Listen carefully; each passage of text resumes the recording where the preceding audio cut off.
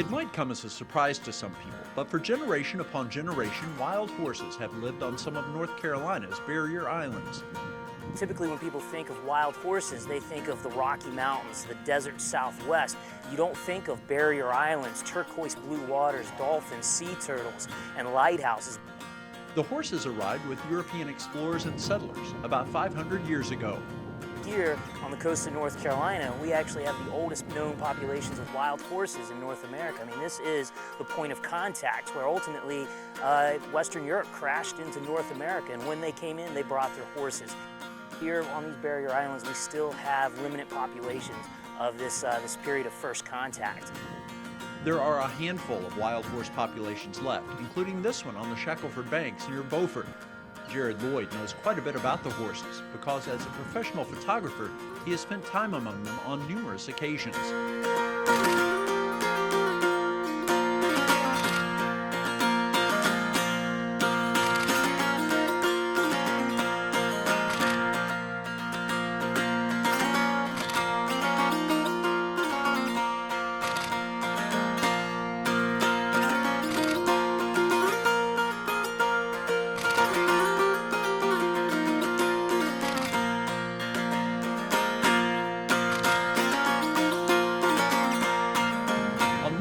Jared is leading several clients on an excursion to photograph the horses.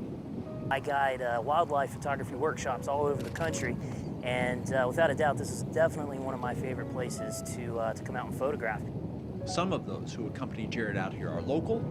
You've seen the horses all your life and never really paid a whole lot of attention to it until you come out and you get into photography and you come out and you start photographing the horses, and it's just, you learn a whole new respect for the appreciation for the horse. But most come from other parts of the country and are amazed that colonies of wild horses remain untamed in the 21st century. How they're living in this habitat is pretty amazing to me. It feels hard to believe that you're so close to, restaurants and people, are just, a couple minutes away, and yet you're on this island with these wild horses feeling like time has kind of stopped. Horses continue to live on the barrier islands despite development of most other portions of the coast. At some point, officials realized their way of life was worth preserving. There's been a precarious history for these horses for many, many, many decades, but once the National Park Service took over and created Cape Lookout National Seashore, which we're a part of right now, that's when these horses ultimately became protected out here. As part of that, regulations prohibit contact with the horses and require people to keep their distance too.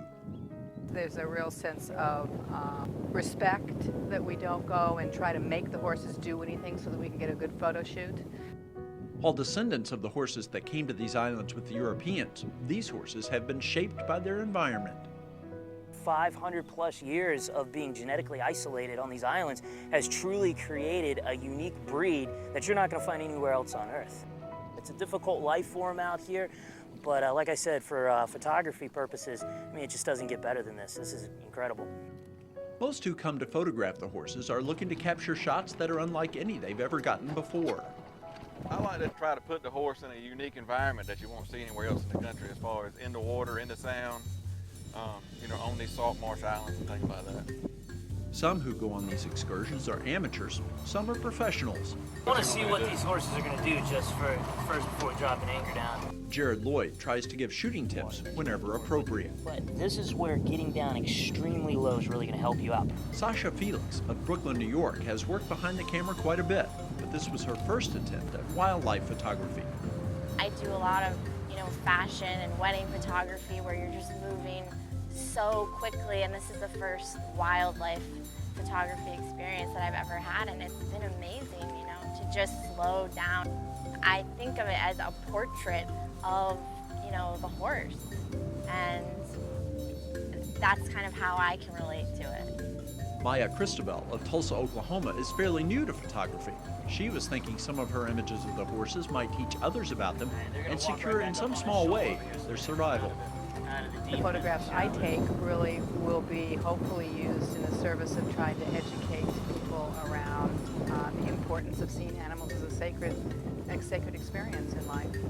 Saying it's a sacred experience to be among the horses is not an overstatement. There's something about the history and being close to creatures which have persevered against great odds. it's almost like a spiritual experience just being out here, but that might be a little too cliche, if you will. But I'll tell you what, it's beautiful, simple as that. And I mean, you know, I'm human and I'm driven by natural aesthetics, if you will. Once people have been among the horses, there seems to be a desire to protect them. There's the fear that many others will want to follow and the horses will be overwhelmed. They are encouraged by the isolation of the Shackleford banks.